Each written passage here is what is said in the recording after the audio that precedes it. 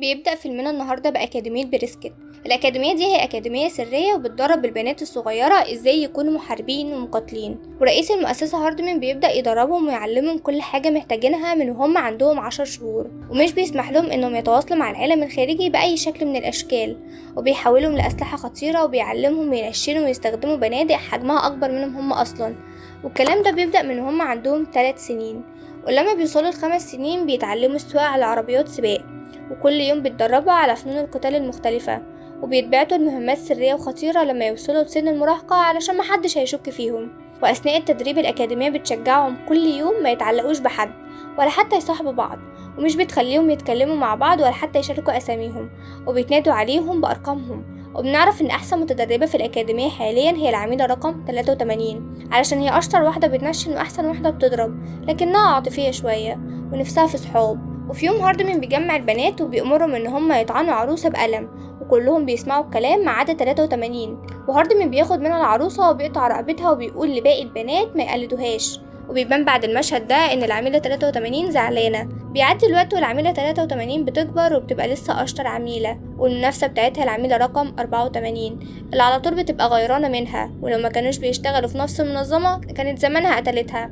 وفي يوم المنظمة بتبعت 83 لأول مهمة سرية، وبتكون أول واحدة في دفعتها تتبعت علشان هي الأشطر، و84 بتعترض ولكن محدش بيسمع لها. العميلة 83 بتنجح في مهمتها الأولى والتانية والتالتة كمان، وهاردمان بيكون مبسوط بيها جدا ومش بياخد باله قد ايه هي نفسها تبقى بنت طبيعية. وفي يوم وهي في مهمة بتراقب الهدف بتاعها بتاخد بالها من حفلة قريبة منها، ولما بتشوف بنات قدها بيرقصوا ويغنوا بتغير منهم طبعا، وبتروح بتعيط وبتحس قد هي محرومة من حاجات كتير، فبتقرر تهرب من المنظمة. ولكن الأول بتتفرج على أفلام ومسلسلات كتير علشان تعرف البنات الطبيعية بتتصرف ازاي، ولما بتبعت مهمة بتشتري مجلات بنات وبتقراها خلال الاجتماعات المملة. وفي يوم هاردمان بيقفشها وبيقولها تركز علشان المهمة الجاية خطيرة جدا، علشان هيحاولوا يمسكوا فيكتوريا أخطر تاجرة أسلحة تبع المافيا، وبيقول لهم إن هما لازم يمسكوها حية خلال يومين قبل ما تختفي تاني. وبيدي المهمة دي ل83 برغم إن 84 كانت عايزاها. بعد كده الفيلم بينقلنا لفيكتوريا وهي في موقع بناء ومعاها 3 رهاين، وبتبدأ تهددهم، ولكن لما بتشيل الغطا اللي على راسهم بنتفاجئ إن 83 واحدة من الرهاين دول، وبتبدأ تضرب فيكتوريا ورجالتها وبتقدر تغلبهم كلهم. وبتربط فيكتوريا بحبل وبيطلع متوصل بطيارة فوقيهم وبتسحبهم هما الاتنين معاها، ولكن فيكتوريا بتحاول تقتل 83 اللي متعلقة معاها في الحبل، ف83 بتقطعها وبتقع في بحيرة. وفيكتوريا بتوصل للطيارة وبيستقبلها هاردمان، ولما مش بيلاقي 83 معاها بيحاول يتواصل معاها باللاسلكي اللي في ساعتها، بس هي بتقرر ما تردش وبتنتهز الفرصة دي علشان تهرب. وفي نفس الوقت 84 بتبلغ هاردمان انهم مش قادرين يحددوا مكان 83، وهاردمان بيقرر انها ماتت. بعد كده بنرجع ل 83 بنلاقيها بتستخدم المهارات اللي اتعلمتها في الأكاديمية علشان تخلق لنفسها هوية جديدة، وبتدي نفسها اسم ميجان، وبتسجل نفسها في مدرسة وبتلاقي ناس مستعدين ان هم يستقبلوها من خلال برنامج التبادل الطلابي، وبتروح تقابلهم وبيرحبوا بيها بحب، خاصة الأم اللي هي مدام لارسون وابنها باركر.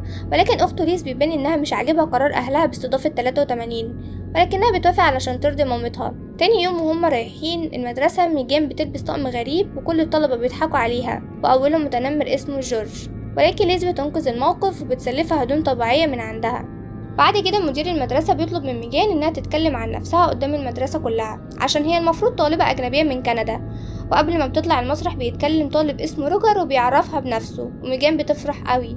ولكن للأسف أول ما بتطلع على المسرح باقي الطلبة بيتريقوا عليها وبالذات جورج، وبيقولها ترجع بلدهم أحسن وتسيبهم في حالهم. ولما الموضوع بيزيد أكتر طالب مشهور في المدرسة اللي هو كاش بيجي وبيشتت انتباه زمايله وبيبدأ يغني، وميجان بتنبهر بيه جدا وبيبان إنها بدأت تعجب بيه. وهما بيفطروا في بنت بتحاول تصاحب ميجان وبتقولها تقعد معاها ومع شلتها، ولكنها بترفض علشان بتحسبهم إنهم بيتريقوا عليها. ولما البريك بيخلص بيروحوا الفصل بيكون عندهم حصة أحياء، وبتقعد جنب روجر وبتتبسط لما بتلاقي إن كاش معاها في الحصة، وبتقرر تقعد جنبه بدل روجر وهو بيوافق، وده بيخلي باقي البنات في الفصل بيغيروا منها. وبعد الحصة بيعملوا في ميجان مقلب وبيقولوا لها ان كاش بيحب البنت اللي بتكون تميمة، فبتقرر تقدم على الدور ده في المدرسة، وعلشان مهارتها الرياضية مبهرة طبعا بيتوافق على طلبها على طول. تاني يوم أثناء التدريب بيجري عليها رجالة لابسين قناع وبيحاولوا يمسكوها، ولكن ميجان بتغلبهم كلهم بمهارتها علشان بتحسبهم عملاء تبع الأكاديمية، وكل اللي حواليها بيستغربوا وبيبدأوا يصوروها. ولما ميجان بتعرف ان هما طلاب من المدرسة بيعملوا فيها مقلب وان باقي الطلاب بيصوروها واكيد هيرفعوا الفيديو ده على الانترنت، بتخاف وبتجري على البيت. بعد كده بنرجع لهاردمان ان هو بيستجوب فيكتوريا، وبنفهم من كلامهم انها عارفة هو بيعمل ايه مع البنات الصغيرة، وبتقوله ان هو اللي مجرم لكنه بيقول لها ان نيته سليمة. في اللحظة دي البنت 84 بتدخل عليهم وبتبلغ هاردمان ان فريق الاي تي بتاع الاكاديميه لقوا الفيديو بتاع البنت رقم 83، فبيخمن ان 83 هربت وبتشتغل مع منظمه منافسه ليهم. وفي نفس الوقت فيكتوريا بتمدح 84 وبيبان انها ناويه تستغلها علشان تهرب. وبنرجع لميجان وبنعرف ان الفيديو شهرها جدا في المدرسه، وكل الطلاب بقوا بيحاولوا انهم يصاحبوها ويقربوا منها، وبالذات كاش اللي بيقولها تيجي تتدرب معاه، وهي بتوافق. ولما بتروح ميجان للفرقة بتتفاجئ ان روجر في فرقة كاش، وبيفضلوا يتكلموا مع بعض شوية لحد لما كاش يجي، وميجان بتنبهر تاني وروجر بيبان انه غيران ولكنها مش بتاخد بالها منه. وبعد كده كاش بيعزمها على حفلة لزميلهم جورج المتنمر، فبتوافق لان طول عمرها كان نفسها تروح حفلة مع ناس قدها في السن. وميجان مروحة بيخطفها عملاء من الأكاديمية. بعد كده لما بتفوق بتلاقي نفسها مربوطة، وهاردمان بيستجوبها علشان بيشك انها بتشتغل مع المنافس، ومش بيصدق انها هربت علشان تعيش حياتها الطبيعية، وبيحقنها بمصل الحقيقة، وبيتفاجئ انها فعلا ما كانتش بتكذب عليه، وبيزعق لها علشان هي مشيت وسابت الأكاديمية، وبيأمرها انها ترجع للأكاديمية خلال يومين، وبيرجعها لبيت عيلة لارسن. تاني يوم ميجان بتروح المدرسة وبتقابل روجر وبتعزمه على حفلة جورج، ومش بيوافق علشان مامته وباباه مش بيسمحوا له يروح حفلات بالليل، لكن ليز بتروح الحفلة مع ميجان علشان مامتها أجبرتها. وهناك ميجان بتستغرب لما بتلاقي 84 في الحفلة ومسمية نفسها هيزر، ولما بتروح تسألها هي بتعمل ايه هنا ولكنها مش بترد عليها. بعد كده روجر بيجي الحفلة علشان يشوف ميجان، بس بيتضايق لأنه بيشوفها واقفة مع كاش. وتاني يوم ميجان بتركب أتوبيس المدرسة وبتلاقي هاردمان عامل نفسه سواق الأتوبيس، وبيحذرها ان فيكتوريا هربت وناوية تنتقم منها، وبيعرض عليها ياخدها معاه الأكاديمية لكنها بترفض. وبعد كده بنشوف ميجان وهي راكبة العربية مع ليز، وفجأة بيلاحظوا ان في عربية وراهم فيها واحدة مقنعة ماشية وراهم وبتضرب عليهم نار، وميجان بتعترف لليز بحقيقتها وحقيقة حياتها كعميلة، والعربيتين بيفضلوا يطاردوا في بعض لحد لما بيوصلوا لطريق مسدود. ولما ميجان بتروح تواجه العميلة اللي حاولت تقتلها مش بتلاقي حد في العربية، بس بتعرف انها 84 من ريحة برفانها. بعد كده ميجان بتودي ليز المستشفى وبتكون عايزة تختفي من حياتهم قبل ما حد تاني يتأذي بسببها، ولكن ليز بتقولها ما تمشيش وان عيلتها بتحبها. ومن اليوم ده ميجان وليز بقوا زي الاخوات وبيقضوا وقتهم كله سوا. وميجان بتحكي ليز كل حاجة حصلت لها، وبيروحوا حفلة المدرسة مع بعض ومعاهم كاش وجورج. وفي الحفلة ميجان بتكتشف ان كاش سطحي جدا وشخصيته تافهة،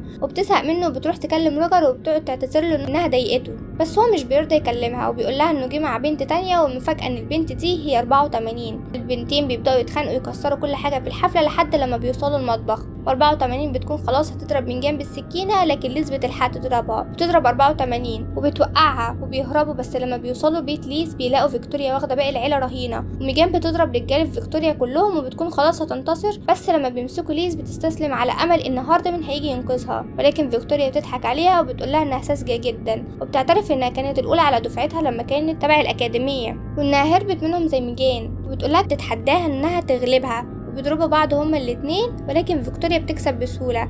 بس فجأة هاردمان بيوصل وبيخدر فيكتوريا وبيقبض عليها، وميجان بتتفرج وتجري عليه وتحضنه، بتطلب منه يوصلها لروجر بالهليكوبتر. ولما بتروح له بتقوله انها هتشرح له كل حاجة، وبيخلص فيلمنا وهو بيركب معاه الطيارة. يلا اشوفكم على خير في فيلم جديد، سلام.